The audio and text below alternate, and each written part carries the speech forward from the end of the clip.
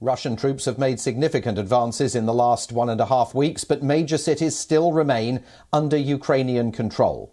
On your screens is a map tracking the Russian assault. As you can see, Moscow has launched its attack from 3 main sides: the north, the south and the east. The areas marked in red are where Russia has made gains in the last few days. The main battle is, of course, going to be for the Ukrainian capital, Kyiv. Any Russian attempts to take Kyiv have been stalled over the last few days. The bulk of Russian forces still remain situated nearly 30 kilometers from the capital. Analysts suggest that the Russian progress has been slow. This means that the Russians have, for reasons unknown, engaged in an operational pause. According to US and UK defence experts, the military column is dealing with fuel and food shortages and staunch Ukrainian resistance from all sides. The city of Chernihiv, also located on the outskirts of Kyiv, faced a massive Russian assault. The city was battered by a barrage of aerial attacks. Several residential areas were reduced to rubble, but the town remains under the control of Ukraine. The other city in focus, Kyiv, Ukraine's second largest city. It has also faced massive aerial bombardment over the last few days. Residential areas there, too, hit by massive missile attacks. But the city has put up fierce resistance to the Russian advance. The only substantial gains that Moscow has made are in the south of the country. Russia took control of the city of Kherson, the first city to fall in Ukraine. Controlling Kherson also means Russia will control a crucial water source. Strategically located on the Dnipro River, Moscow could use Kherson as a vital base. It will also allow Russia to restore water supplies to Crimea. Several other cities are also battling Russian assaults. 2 ceasefires in the city of Mariupol broke down after both sides accused each other of breaching them.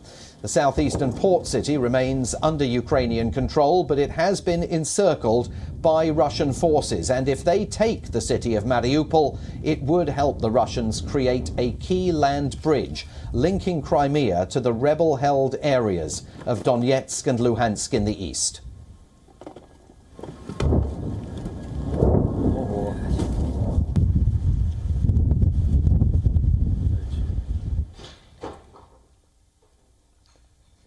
So with that 40-mile-long convoy of Russian troops on the outskirts of Kyiv, Ukrainians are seeking to outmaneuver the enemy in a bid to gain valuable tactical advantage. And they're doing it by dismantling the last road that connects Kyiv with the outside world.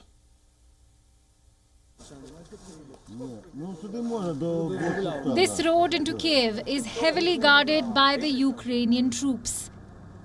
It is the last metalled road that connects the Ukrainian capital with the outside world. But explosives have been laid out to blow up the road at a moment's notice, in case the Russians decide to send their ground army into the city. The Ukrainians have destroyed all other roads on the western flank of Kyiv in a desperate bid to slow down the Russian tanks. We are at the front line, and every one of us who comes here to work understands that this may be their last time.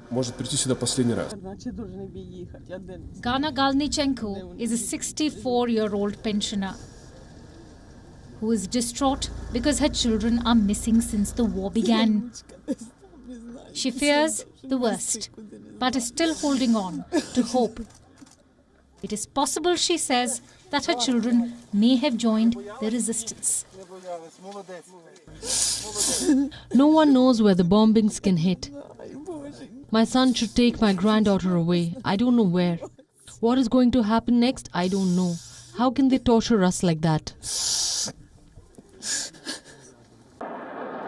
The Ukrainian capital's boundaries are shrinking. Its streets are growing more dangerous and deserted by the day. Another Russian push on the east bank of Kyiv's Dnipro River brought the invading army to just 30 miles from Kyiv. But the Western Front offers the Russians a more direct route to the heart of Kyiv and its prized government district.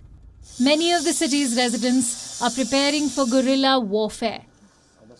unless there is a miracle of a diplomatic solution. Battle for Kyiv is just beginning. Bureau Report, WION World is One.